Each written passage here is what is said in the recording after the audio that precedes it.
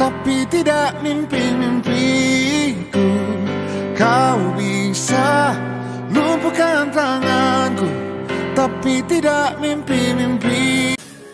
Assalamualaikum warahmatullahi wabarakatuh. Perkenalkan, saya Ernawati, guru SD Negeri 3 Abab, calon guru penggerak angkatan ke-6 Kabupaten Penukal Abab Lumatang Ilir. Pada hari ini saya akan melaksanakan demonstrasi kontekstual terkait keputusan seorang pemimpin yang sesuai dengan nilai-nilai kebajikan. Saya akan belajar bersama Bapak Kepala Sekolah SD Negeri 2 Abab dan saya akan mewawancarainya. Perkenalkan Bapak Efrizal, Kepala Sekolah SD Negeri 2 Abab. Mari kita simak bersama-sama wawancara saya. Selamat pagi Pak. Saya ingin belajar bersama Bapak terkait pengambilan keputusan yang pernah Bapak lakukan berkaitan dengan nilai-nilai kebajikan, dilematika seorang pemimpin. Selama ini bagaimana Bapak mengidentifikasi kasus-kasus yang merupakan dilematika atau menunjukkan moral? Ya, pertama kita prioritaskan yang sangat urgent dulu. Jadi kita ambil di mana yang sangat urgent dulu, di situ kita pecahkan permasalahan-permasalahan yang berkenaan dengan dilema kepemimpinan, mengambil keputusan dan sebagainya. Jadi kita ngambil yang sangat darurat dulu terlebih dahulu. Udah itu kita satu persatu kita pecahkan, cari solusi dan sebagainya. Selanjutnya Pak, selama ini bagaimana Bapak menjalankan pengambilan keputusan di sekolah Bapak, terutama untuk kasus-kasus di mana ada dua kepentingan yang sama-sama benar atau sama-sama mendukung nilai kebajikannya? Ya, yang pertama kita tidak lepas dari musyawarah, Lalu setelah kita dapat suatu keputusan, kita ambil yang solusi yang terbaik. Di antara jangan sampai satu pihak untung, satu pihak ada yang rugi. Jadi bagaimanapun juga kita ambil keputusan-keputusan tersebut yang sifatnya kalau dia semuanya baik-baik, itu ambil yang terbaik. Terus Pak, langkah-langkah atau prosedur seperti apa yang biasa Bapak lakukan selama ini dalam mengambil suatu keputusan tersebut? Langkah pertama kita mengidentifikasi dulu permasalahan tersebut kan. Kita lihat dulu. Jadi kita klasifikasikan dulu, misalnya kita kelompok-kelompokkan dulu masalah-masalah yang kita hadapi ini apa saja, ya, yang kira-kira dia baik, kita itu tackle sedikit sebentar. Nah, kita cari yang sangat kita kira-kira harus agak mendesak mungkin kan, ya, yang agak mendesak. Nah, ini harus kita dahulukan. Terus hal-hal apa saja nih Pak yang selama ini Bapak anggap efektif dalam pengambilan keputusan pada kasus-kasus dilema etika? Tidak terlepas yang pertama itu tadi. Yang pertama kita harus jangan lepas dari musyawarah. Jangan lepas dari musyawarah. Hal-hal apa saja yang selama ini merupakan tantangan dalam pengambilan keputusan pada kasus-kasus dilema etika? Yang jadi salah satu tantangan dalam suatu menjalani dilema, terutama dalam mengambil keputusan ataupun dari satu kepemimpinan, itu pengorganisasian ya, mengorganisir istilahnya kan, ya, ini kadang-kadang ya ada yang bertolak belakang juga kan. Nah, satu, kedua, untuk memahami daripada pendapat-pendapat orang lain tadi, ya, memahami pendapat orang tadi, kadang-kadang kurang jelas apa tujuan daripada dia tadi kan. Nah, ini apakah Bapak memiliki katakanlah atau jadwal Pak, jadwal tertentu dalam sebuah penyelesaian kasus dilema etika? Apakah Bapak langsung menyelesaikan di tempat itulah jadwal untuk menyelesaikannya, bentuk atau prosedurnya itu seperti apa, Pak? Ya pertama gini, kalau secara administrasi kami tadi ya cukup kami mengadakan masalah sekolah gitu. Itu setiap sebulan itu minimal 1 kali harus ada musyawarah, harus ada rapat, harus ada tukar pendapat dan sebagainya. Ada juga per 3 bulan, ada juga per tahun. Itu secara administrasi. Cara Bapak menyampaikan ini, ada ya Pak seseorang atau faktor-faktor ini yang selama ini itu membantu Bapak atau mempermudah Bapak dalam mengambil suatu keputusan atau kasus-kasus? Ya alhamdulillah kalau selama ini kami berkecimpung di dalam dunia pendidikan ini, setiap kami ada permasalahan apapun juga, itu tadi karena kami juga tidak menutup diri, ya kan, otomatis ya banyak yang mendukung. Dari semua hal yang telah disampaikan Bapak tadi, pembelajaran apa sih yang Bapak petik, yang dapat Bapak petik dari pengalaman Bapak mengambil sebuah keputusan dilema etika? Satu, kedewasaan, ya. Satu, menambah kedewasaan kita dalam memecahkan satu permasalahan. Terima kasih sekali Bapak kesempatannya. Sukses selalu untuk Bapak, lancar selalu urusannya. Terima kasih, saya akhiri. Wassalamualaikum warahmatullahi wabarakatuh.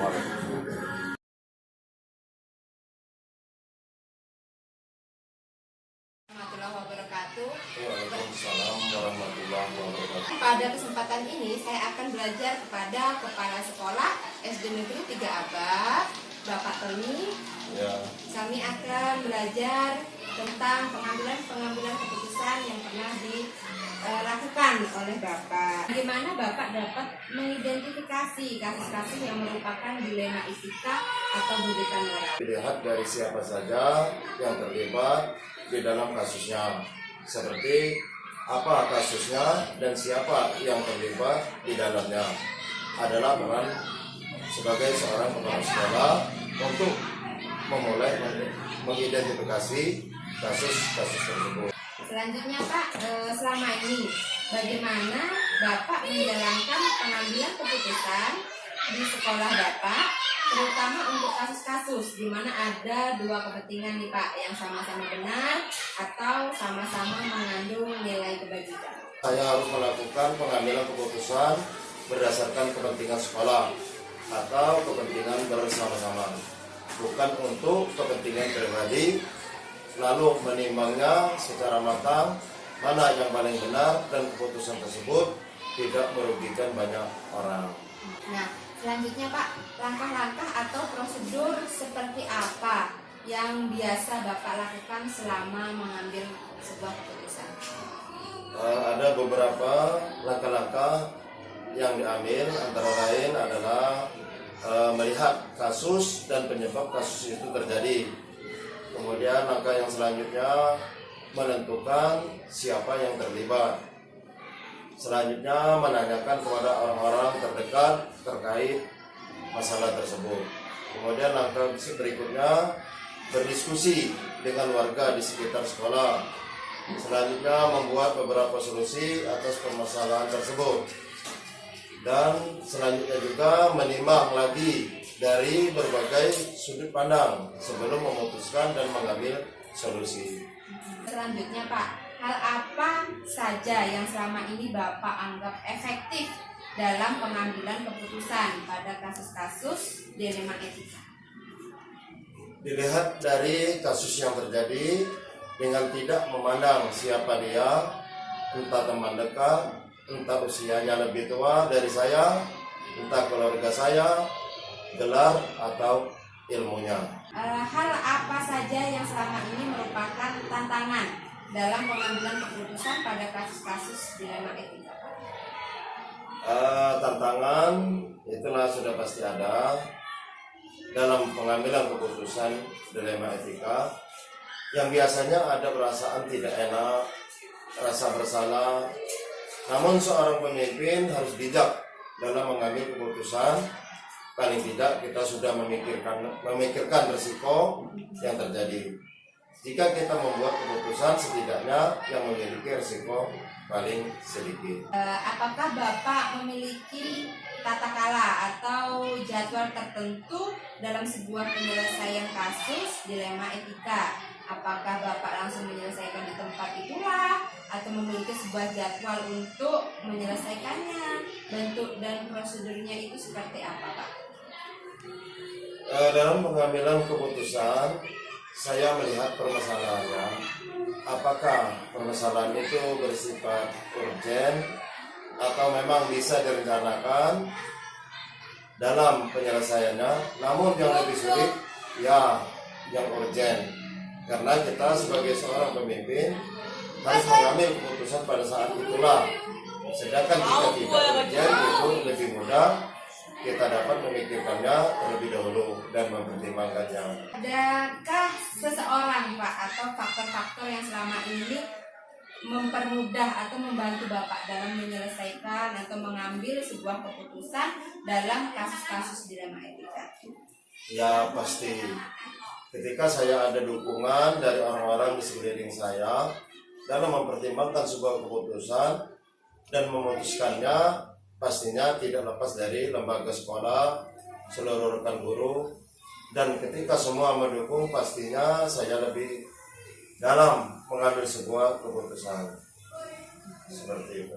Nah, Pak, dari semua hal yang telah Bapak sampaikan tadi, pelajaran apa yang dapat Bapak petik dari pengalaman Bapak mengambil sebuah keputusan dilema etika?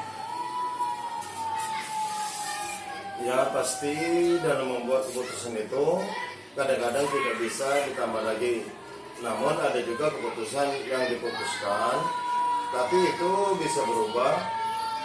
Jadi inilah refleksi yang kita bisa saya butuhkan. Pastinya saya menjadi lebih bijaksana dalam menganalisis permasalahan untuk menjadikan bahan pertimbangan dalam memutuskan solusi yang tepat dan yang terbaik. Terima kasih Bapak, mohon bimbingannya juga agar saya menjadi orang yang bijak ketika saya mengambil sebuah keputusan. Terima kasih Bapak kesempatannya. Terima kasih banyak, semoga Bapak sukses selalu, semoga dilancarkan segala urusannya. Terima kasih sekali lagi, saya akhiri. Wassalamualaikum warahmatullahi wabarakatuh. Waalaikumsalam warahmatullahi wabarakatuh. Kau bisa lumpuhkan tanganku, tapi tidak mimpi-mimpiku. Kau bisa merebut senyumku, tapi sungguh tak akan lama. Kau bisa merobek hatiku, tapi aku tahu obatnya. Manusia